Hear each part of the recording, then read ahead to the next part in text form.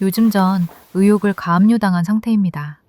원래도 ADHD는 관심 없는 일에 의욕이 솟지 않지만 현재의 저는 제가 봐도 심하네요. 하루 종일 빈둥대다 결국 하루 차이로 카드값을 늦게 냈어요. 카드 회사에 연락해서 겨우 벌금을 면제받았습니다. 전기세 낸 걸 카드값으로 착각했더라고요. 루틴이고 나발이고 쳐다보기도 싫어요.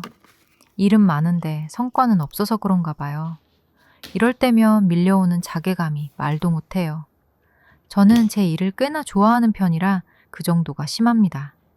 마치 짝사랑하는 상대에게 고백을 거절당한 기분이랄까요?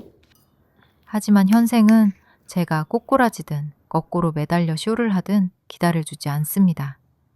화장실 청소도 빈 냉장고도 전부 제가 움직이기 전까진 그대로죠.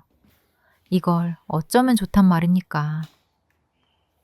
제 친구는 야, 원래 관심 없는 일은 의욕이 안 솟아. 누가 의욕으로 화장실 청소를 하니 그냥 하는 거지 라고 하더라고요.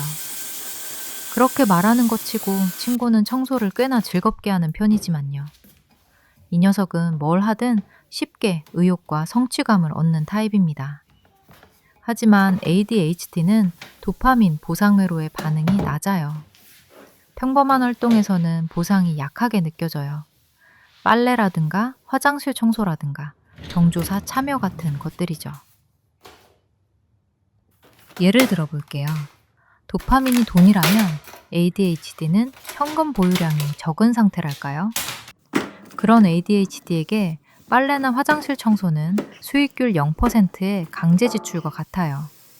게다가 ADHD는 시작 비용이 큽니다.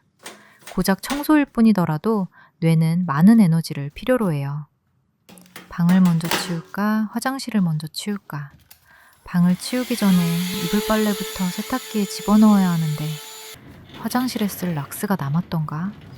욕조를 청소하려면 벽도 닦아야 하는데 샴푸랑 바디워시를 치워야겠지? 라는 고민에 빠져 허우적대다 꼬르륵 하고 기운이 빠집니다. 보통 하기 싫은 일이라도 끝마치면 뿌듯함과 성취감이 이자처럼 따라붙으며 도파민을 선사해요. ADHD의 경우 이자율이 짜디 짜요. 복리는커녕 달리도 붙을까 말까죠.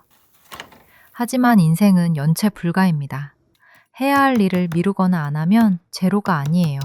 마이너스가 나요.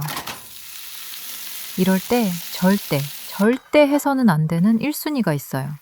바로 일어나자마자 핸드폰을 보는 일이죠. 생각보다 치명적입니다. 자극적인 영상이나 SNS 정보로 인해 도파민이 쏟아져 나오면 아무것도 하기 싫어지거든요. 노력 없이 들어온 도파민을 뜯고 맛본 뇌는 앞으로도 노력 없이 도파민이 들어오길 바라죠.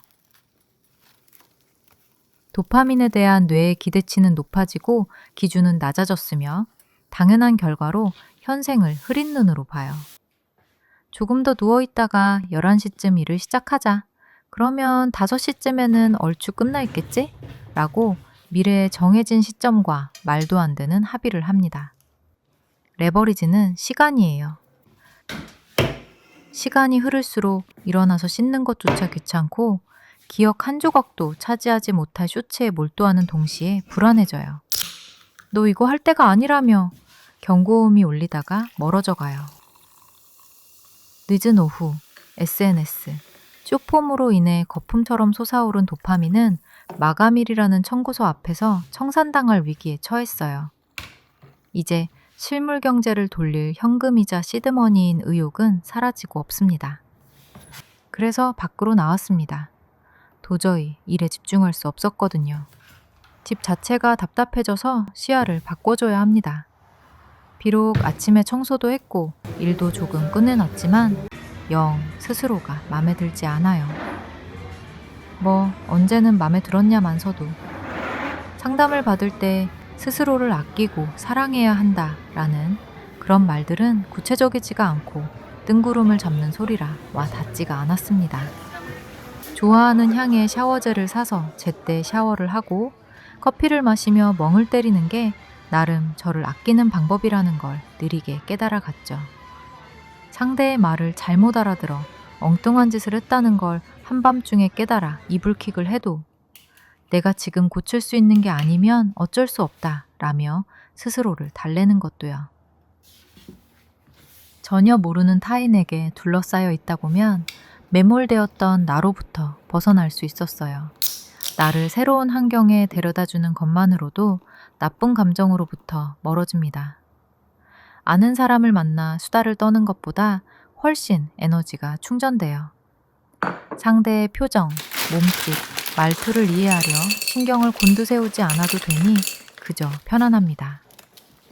혼자 시간을 보내는 게 즐겁고 좋다라기보단 안정적인 거죠. 관심 없는 이야기에 맞장구를 쳐주는 것도 사회생활이니 어쩔 수 없다고 쳐요. ADHD건 아니건 모두가 그럴 거라 짐작해봅니다. 하지만 내가 생각하고 느끼는 건 대부분의 경우 이해받지 못했어요. 그러다 보니 듣기만 하는 사람이 돼버리더라고요. 여하튼 대충 나를 추스리고 집으로 돌아와 화장실 청소를 했어요. 사실 변기만 닦았습니다. 생산적인 일을 하고 얻어낸 지연된 도파민은 성취감을 안겨주죠. 가장 큰 방해꾼인 하기 싫어가 있는데 그래도 해야 해로 상대하지 마세요. 하기 싫어가 이깁니다. 하기 싫다 라는 마음과 대화를 할 생각조차 하지 마세요.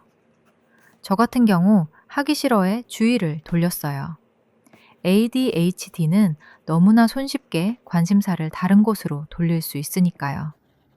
청소를 하면서 주특기인 딴 생각을 하는 겁니다.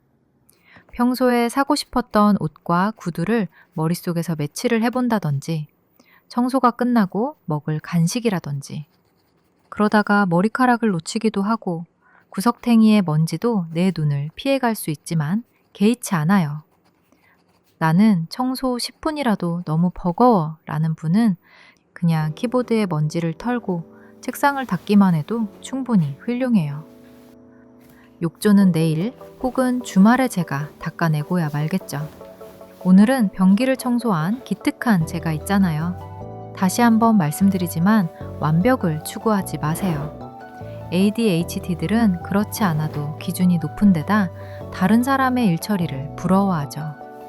그러다 너무 손쉽게 자아 비판을 합니다. 나는 대체 왜 이럴까? 왜 이렇게 쓸모가 없는 거야? 라며 끝없이 스스로를 혼내죠.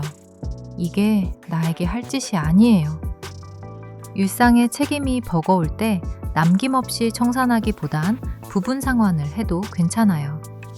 아무것도 하지 못하고 불안이라는 채무를 부풀리지 않는 것만으로도 나는 훨씬 우량한 상태니까요.